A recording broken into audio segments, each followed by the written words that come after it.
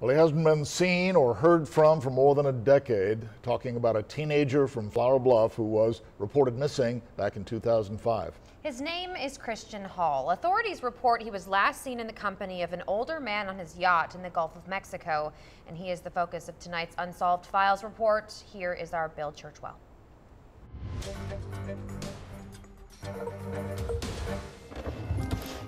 We are pulling a file on the nearly 13-year-old disappearance of a Flower Bluff teenager, a case that remains a mystery today. Christian Glen Hall was 15 years old when he went missing back in the fall of 2005. What we're asking the media for at this point is some help in getting this information out there, so if there's a logical explanation as to why all this has occurred, hopefully we can get this child back to his mother. Investigators say the teen was working as a deckhand on board a yacht called the Gypsy Two. This is a picture of that vessel. The teen leaving home with the boat's captain, 39-year-old David Andrews, who went by the nickname Dusty. The two set out into the Gulf bound for Key West, Florida. According to Hall's relatives, Andrews claimed that Christian was his son.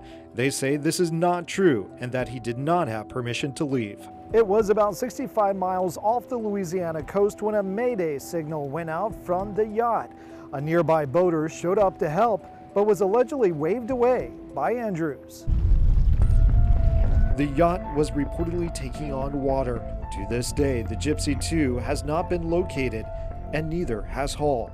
I sat down with Hall's relatives back in 2014. He's been missing far too long. There's been no contact.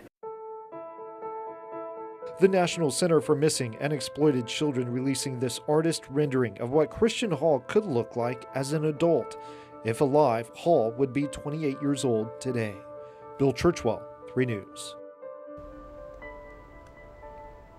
Another unsolved file.